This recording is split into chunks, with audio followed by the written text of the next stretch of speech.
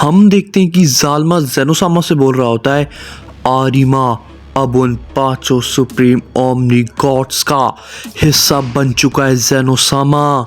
और तभी ये सब बातें सुनकर जेनोसामा बहुत ही बुरी तरीके से चौंक जाते हैं और तभी वो कहते हैं, आखिर वो सैयन है क्या आरिमा?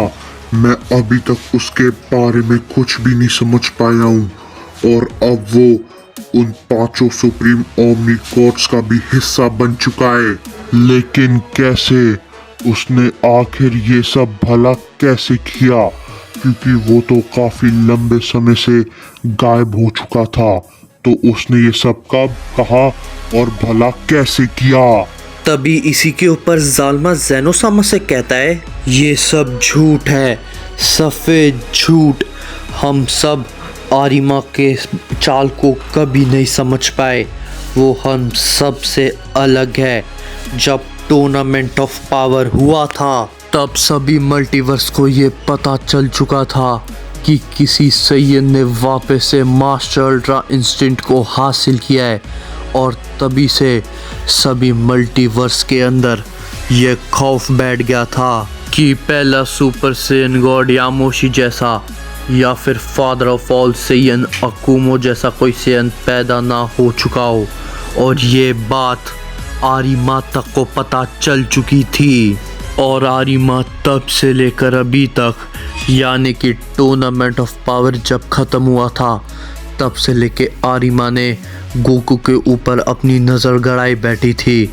और यहाँ तक कि उसका ही प्लान था तुम्हारे मल्टीवर्स को ख़त्म करने का।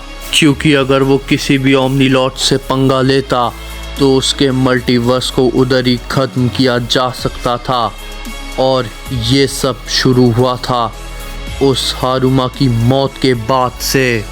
और आरिमा को ये चीज़ पता थी, हारुमा किसी से सबसे ज़्यादा नफरत करता है तो वो अकुमो और कागुया से करता है।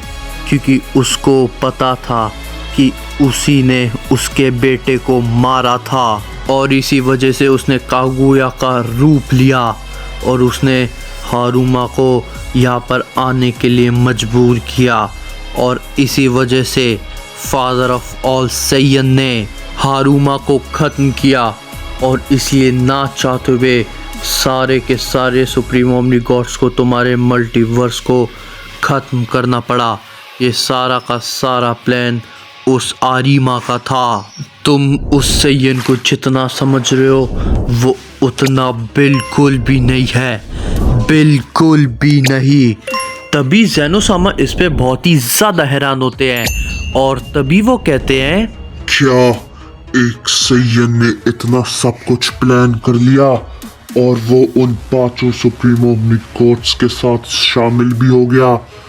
यानी कि इसका मतलब वो ताकतवर भी है।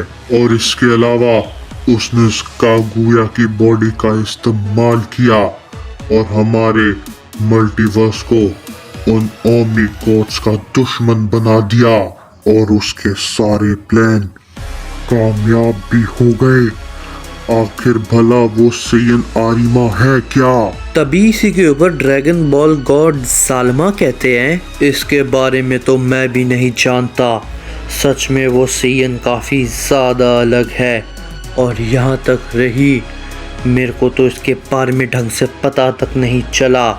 उस सैयन का प्लान ऐसे कामयाब हुआ जैसे ये सब उसके लिए एकदम ही बच्चों का खेल हो। उन चारों ओमनी गॉड्स ने सबसे पहले यही फैसला लिया था कि तुम्हें, यानी कि जेनो को और उसके मल्टीवर्स को ख़त्म किया जाए। और तुम्हारे मल्टीवर्स के हर एक सैयन को भी, ताकि वो आगे जाके उनके काम में टांग बिल्कुल भी ना अड़ा पाए। और इन सब की जिम्मेदारी ली थी आरिमा ने। लेकिन अभी भी उसके प्लान में कुछ बखूबी रह चुकी है। क्योंकि अभी भी गोकू और वेजिटा दोनों के दोनों ही इस वक्त जिंदा हैं। और पहला सुपर सैयन गॉड यामोशी भी और फादर ऑफ ऑल सैयन अकुमो भी। ना जाने पता नहीं अब वो आखिर क्या करने वाला है। और तभी हमें एकदम से आरिमा का सीन दिखाया जाता है, जो कि इस वक्त गोकू और वेजिटा के सामने खड़ा होता है। और तभी इसी के ऊपर गोकू कहता है, वाकई में वेजिटा, ये सैयन सच में काफ़ी ज़्यादा शक्तिशाली है।